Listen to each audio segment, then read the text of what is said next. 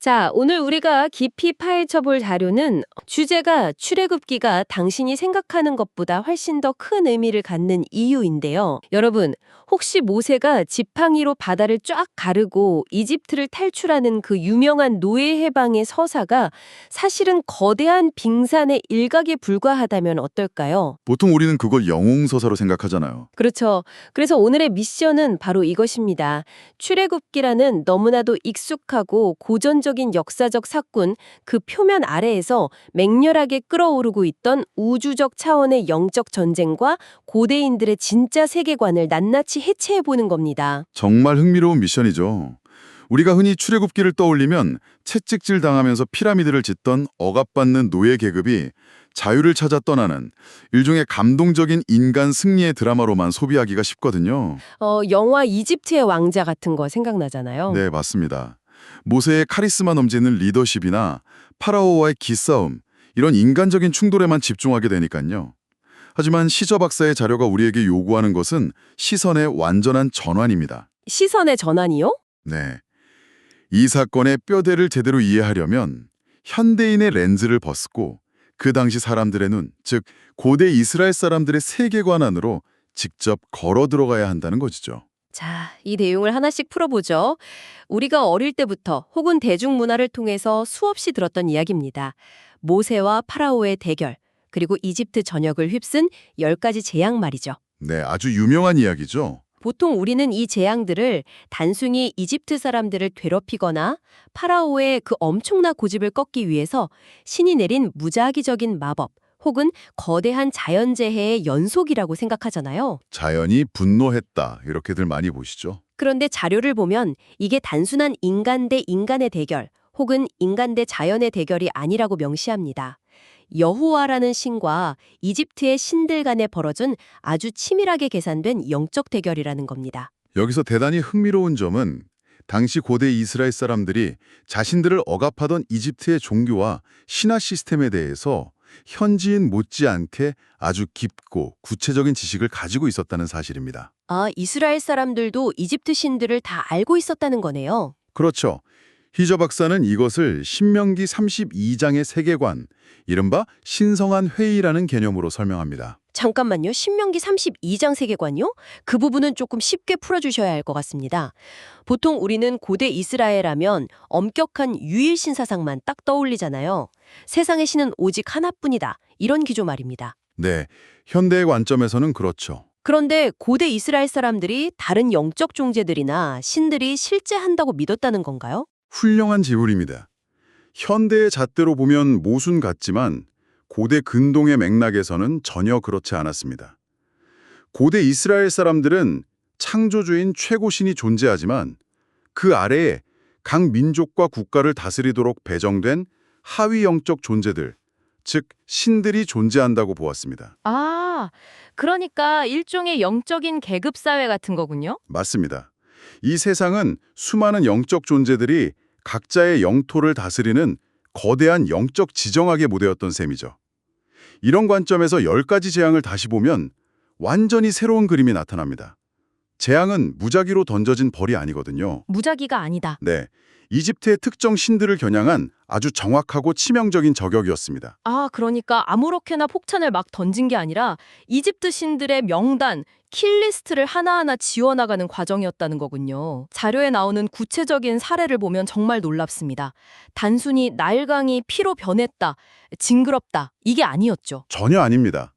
이집트인들에게 나일강은 단순한 물이 아니라 이집트의 번용을 책임지는 생명의 신 하피, 혹은 지하세계의 신 오시리스의 혈육 그 자체였습니다. 오시리스의 피를 의미했다고요? 네, 나일강을 썩은 피로 맞는 것은 너희의 생명줄을 쥐고 있는 신을 내가 죽였다 라는 아주 시각적인 선언이었죠. 와, 끔찍하면서도 강력하네요. 그럼 개구리는요? 개구리 재앙도 마찬가지입니다. 이집트에서 다산과 부활을 상징하는 개구리 머리를 한 여신 헤케트가 있었습니다. 이스라엘은 이 여신의 상징인 개구리가 통제 불능 상태로 번식해서 썩어가는 것을 보면서 헤케트가 여호와 앞에서 얼마나 무력한지 목격한 겁니다. 자기들의 신이 오물이 되어버린 거네요. 대미를 장식한 흑암의 재앙은 어떻습니까? 이집트 최고 신인 태양신 라의 스위치를 아예 꺼버린 겁니다. 태양 자체를 꺼버렸다. 너희의 가장 강력한 신조차 내 앞에서는 빛을 잃는다라는 완벽한 조롱이자 심판이었습니다. 와, 진짜 듣고 보니까 정말 등골이 서늘해지는 신들의 전쟁이네요. 이스라엘 사람들의 관점에서 이 기록을 읽으면 이건 단순히 우리에게 자유를 달라는 노조의 파업 결의가 아니었습니다. 고대 세계의 가장 강력한 제국, 그 제국을 떠받치고 있던 영적 헤게모니의 한복판에 쳐들어가서 그들의 안방을 완전히 박살내버린 일종의 선전포고였던 거네요. 정확한 표현입니다. 영적인 선전포고죠. 여기서부터가 정말 흥미진진해집니다. 희저 박사는 이 영적 전쟁의 무대를 단순히 그 먼지 날리는 이집트로 한정하지 않더라고요. 시간을 훌쩍 뛰어넘어서 창세기의 에덴 동산까지 거슬러 올라갑니다. 네, 이 부분이 아주 핵심적입니다. 자료에서 출애굽기 1장 7절을 아주 중요하게 다루는데요. 이스라엘 자손은 생육하고 불어나 번성하고 매우 강해졌다. 그래서 그 땅이 그들로 가득 찼다라는 구절입니다. 여러분, 솔직히 우리가 집에서 이 구절을 그냥 읽으면 이집트에서 밥 잘 먹고 인구가 엄청나게 늘었구나.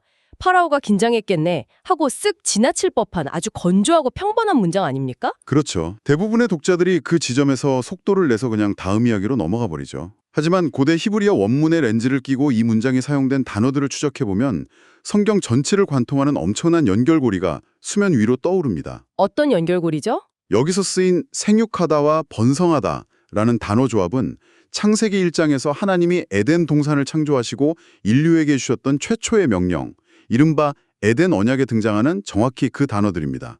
에덴 동산에서 아담과 하와에게 했던 그 말씀이요. 맞습니다. 그리고 이 단어들이 성경에서 다시 폭발적으로 등장하는 결정적인 장면이 하나 더 있는데 바로 대홍수 이후 노아의 방주에서 인류가 다시 시작될 때입니다. 창세기 9장 7절에서 생육하고 번성하라. 땅에 가득하여 그 중에서 번성하라고 말씀하시죠. 그 퍼즐 조각이 그렇게 맞춰지는군요.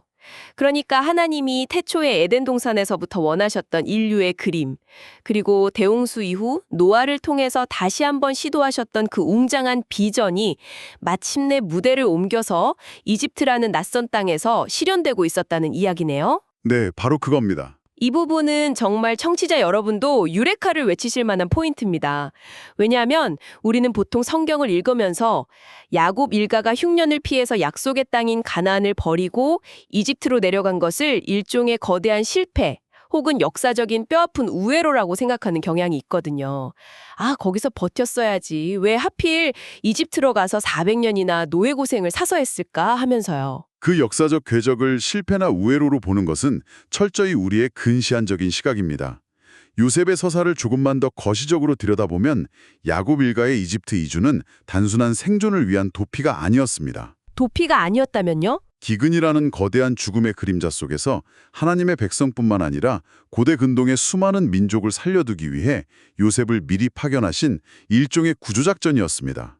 구조작전! 네, 더 기막힌 통찰은 이스라엘 백성이 이집트의 고센 땅에 정착한 이후의 상황입니다. 그들은 기근이 끝난 후 고향으로 돌아가야 했지만 비옥한 땅에 안주하며 주저앉고 말았죠. 눌러 앉아버린 거군요. 그런데 흥미로운 건 인간이 순정하지 않고 머뭇거리는 그 순간조차도 하나님의 거대한 톱니바퀴는 멈추지 않았다는 겁니다. 그들이 이집트의 억압 아래 신음하는 동안에도 하나님은 생육하고 번성하라는 창조의 마스터 플랜을 묵묵히 그리고 압도적인 규모로 이루어가고 계셨습니다. 이집트가 단순한 감옥이나 노예 수용소가 아니라 이스라엘이라는 아주 작은 가족 단위의 무리를 수백만의 거대한 민족으로 폭발적으로 팽창시킨 완벽한 온실 혹은 인큐베이터 역할을 했다는 거네요. 네, 완벽한 인큐베이터였죠. 밖은 기근과 전쟁으로 혼란스러운데 오히려 세계 최강대국의 울타리 안에서 안전하게 덩치를 키웠다는 역설이 참 대단합니다. 그렇다면 이 모든 게 대체 무슨 의미일까요? 인큐베이터 치고는 시간이 너무 길지 않습니까? 여러분 상상해보세요. 400년입니다. 아주 긴 시간이죠. 지금 우리의 시간 감각으로 치면 조선시대 인조임금이 남한산성에서 고군분투하던 시절부터 21세기인 지금까지의 시간입니다. 인간의 관점에서는 이건 기다림이 아니라 완전한 방치 아닙니까? 방치로 보일 수 있죠. 하나님은 이스라엘이 적당히 번성했을 때 한 100년쯤 뒤에 꺼내주실 수도 있었을 텐데요. 이 지독하게 긴 지연의 시간 뒤에는 대체 어떤 비밀이 숨겨져 있는 겁니까? 이것을 더 큰 그림, 즉 창세기의 고대 세계관과 연결해 본다면 우리는 창세기 15장에서 하나님이 아브라함과 맺은 횃불 언약의 현장으로 돌아가야 합니다. 아브라함 시대까지 올라가는군요. 네, 그곳에서 하나님은 꽤 충격적인 예언을 하십니다. 아브라함의 후손들이 낯선 땅에서 400년 동안 객이되어 괴롭힘을 당할 것이라고 말이죠. 그런데 그 이유를 아주 구체적이고도 미스테리한 한 문장으로 밝히십니다. 그게 뭔가요? 차지 않았기 때문이라는 겁니다. 이 아모리 족속이야말로 출애굽기의 지연을 이해하는 핵심적인 열쇠입니다. 아모리 족속이요? 그냥 가나안 땅에 살고 있던 여러 원주민 부족 중 하나 아닙니까? 그들이 대체 누구길래 이스라엘 백성이 수백 년 동안이나 남의 나라에서 채찍을 맞으면서 기다려야 했단 말입니까? 이 부분도 조금 구체적으로 풀어주시죠. 표면적으로는 가나안의 원주민 중 하나가 맞습니다. 하지만 희자 박사의 자료가 짚어내는 고대 근동의 텍스트와 신화적 배경을 종합해보면 이 아모리 족속은 단순한 인간 부족을 넘어선 훨씬 더 거대한 상징성을 띱니다. 단순한 인간이 아니었다. 얘들은 창세기 6장에 등장하는 타락한 천사들과 인간 사이의 끔찍한 결합물, 즉 네피림이라는 거인족의 후손들과 강하게 연결되어 있는 존재들이었습니다. 아, 그 유명한 거인족 네피림이요? 고대인들의 세계관에서 이들은 고대 바벨론의 혼돈 모티프, 즉 창조 세계를 집어삼키려는 바다 괴물, 레비아탄이나 티아맛 같은 반창조적 기류를 대변하는 세력이었습니다. 아, 단순히 활 쏘고 칼 휘두르는 이방 민족이 아니라 창조의 질서를 역행하는 일종의 혼돈의 대리자들이었다는 말씀이군요. 바로 그겁니다. 그리스 신화로 치면 지하세계와 심연을 주관하는 아폴로의 파괴적인 기운과도 맞닿아 있는 영적이고 육적인 타락의 정점에 선 세력들이었죠. 영적 타락의 정점이다. 이들은 에덴의 질서를 거스르고 세상을 마치 바이러스처럼 감염시키는 존재들이었습니다. 흥미로운 건 하나님의 인내심입니다. 인내심이요? 여기서 왜 인내심이 나오죠? 하나님은 이 혼돈의 바이러스가 스스로의 죄악으로 한계치까지 차오를 때를, 즉 그들의 파괴적 본성이 완전히 무르익을 때까지 기다리신 겁니다. 염증이 최고조에 달했을 때 단번에 도려내기 위해서 말이죠. 아, 어설프게 건기는 게 아니라 완전히 곪을 때까지 기다린 거군요. 맞습니다. 그리고 400년이 흘러서 마침내 완벽한 타이밍이 도래했을 때 이스라엘이라는 거대한 군대를 모세와 여호수아를 통해 가나안 땅으로 진격시킨 겁니다. 이 물리적이고 영적인 혼돈의 세력을 가나안 땅에서 완전히 쓸어버리는 거대한 우주적 대청소 작전이었던 것이죠. 대청소 작전이라 머릿속에 아주 뚜렷한 이미지가 그려지네요. 그러니까 여호수아의 가나안 정복 전쟁은 단순히 살 곳이 필요해서 남의 영토를 무자비하게 빼앗는 1차원적인 영토 분쟁이나 인종 청소가 아니었군요. 네, 그런 차원이 아닙니다. 창세기 6장에서부터 끈질기게 이어져 온 세상을 파멸로 몰고 가는 혼돈의 세력을 외과 수술처럼 정확히 도려내고 하나님의 원래 질서를 회복하는 우주적 차원의 방역 작업이었습니다. 완벽한 요약이네요. 방역 작업이라는 표현이 딱 맞습니다. 우리가 성경이나 고대 문헌을 현대의 잣대로만 읽거나 초자연적인 요소들을 신화라고 깎아내리면서 선택적으로만 받아들일 때 이런 깊은 맥락을 통째로 날려버리게 된다는 게 바로 이런 지점이네요. 네, 세계관 자체를 놓치게 되죠. 이집트라는 온실에서 이스라엘을 충분히 배양하신 후, 자, 아모리족 속의 죄악이라는 염증이 마침내 터지기 직전이다. 이제 나의 군대를 투입하자라고 선언하신 거군요. 이 대목에서 중요한 질문이 하나 떠오릅니다. 하나님이 이런 치밀하고 우주적인 마스터 플랜을 짜놓고 계셨다면 그 반대편에 있는 어둠의 세력들, 즉 우리가 앞서 이야기했던 이집트의 신들을 비롯해 각 민족을 지배하던 영적 존재들은 그냥 넋놓고 구경만 하고 있었을까요? 절대 가만히 안 있었겠죠. 자기들 밥그릇이 걸려있는데. 파라오는 이집트가 문자 그대로 멸망의 위기에 처했는데도 그토록 미친 듯이 이스라엘이 고향으로 돌아가는 것을 막으려 했을까요? 그 완악한 고집 뒤에는 어떤 초자연적인 동기가 있었던 걸까요? 아, 그 부분을 이해하려면 먼저 우리가 바벨탑 사건의 진짜 의미를 짚고 넘어가야겠네요. 단순히 인간들이 교만해서 탑을 쌓다가 언어가 달라져서 뿔뿔이 흩어졌다는 동화 같은 이야기 이상의 무언가가 있다는 거죠.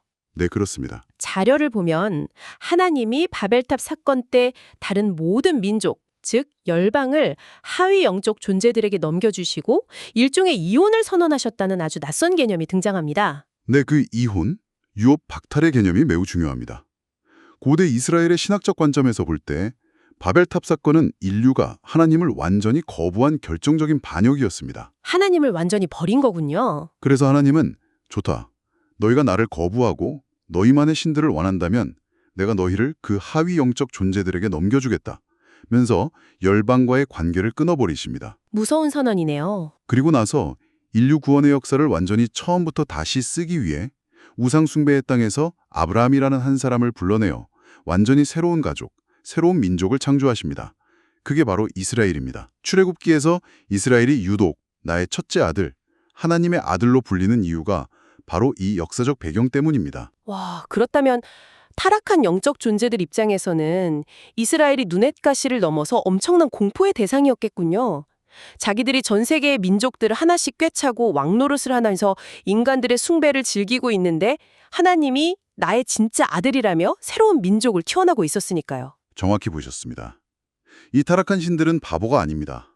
그들은 하나님의 이 원대한 계획을 정확히 꿰뚫어 보고 있었습니다. 잘 알고 있었다는 거네요. 여호와가 수백만 명으로 불어난 이스라엘을 가나안으로 데려가서 대체 무엇을 하려는지 눈치챈 거죠.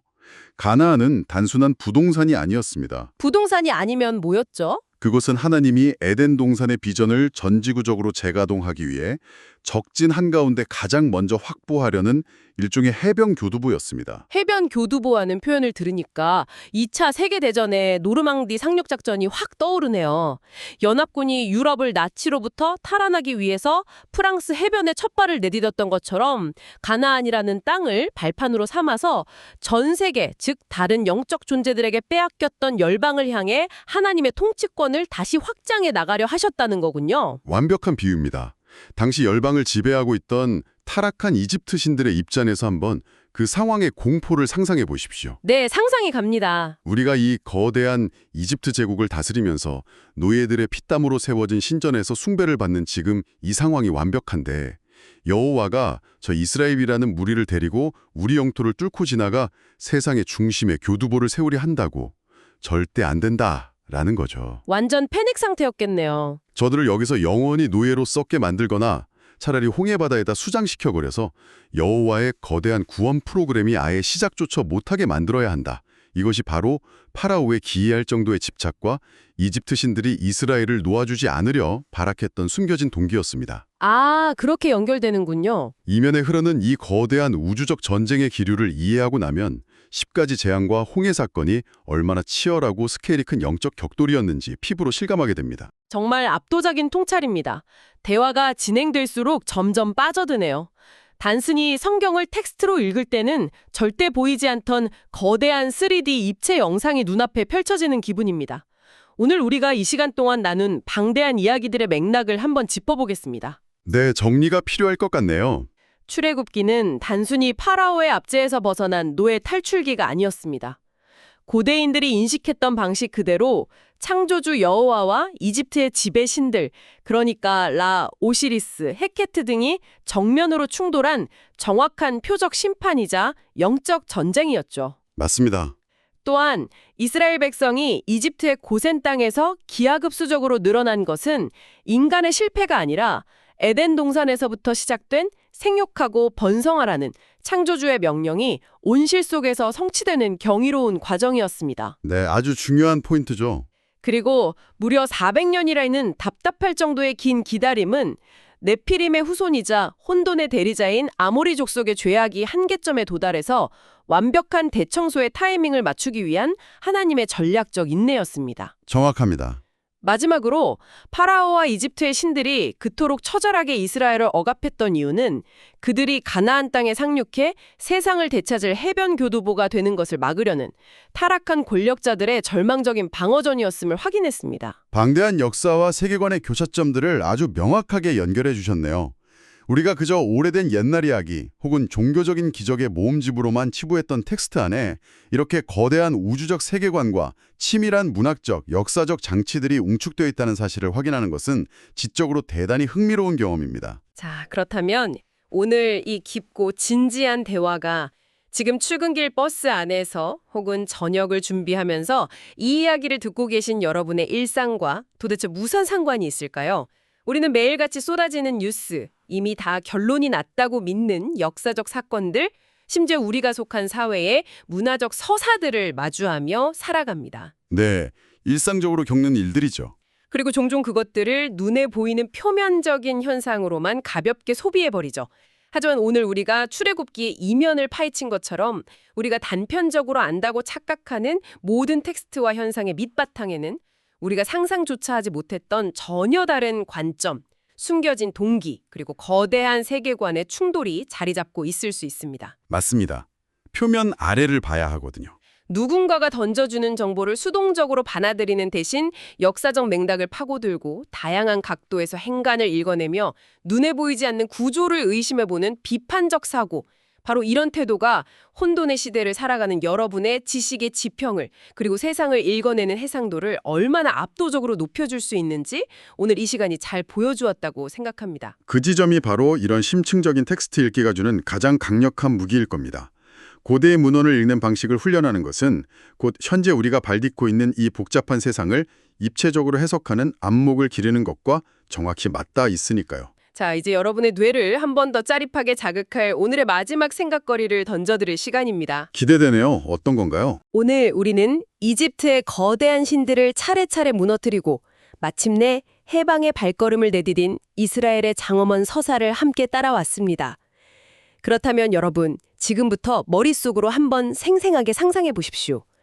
홍해를 건너고 광야를 지나온 이스라엘 백성들이 마침내 요단강을 건너 하나님이 교두보로 삼고자 했던 그 약속의 땅 가나안에 발을 디뎠습니다. 네, 드디어 도착했죠. 그런데 그곳은 텅 빈 낙원이 아니었습니다. 그 땅에는 이미 수백 년 동안 뙤리를 틀고 있던 혼돈의 대리자들, 즉 아모리 족속과 거인족인 네피림의 후손들이 국경을 시퍼렇게 막아서고 있었습니다.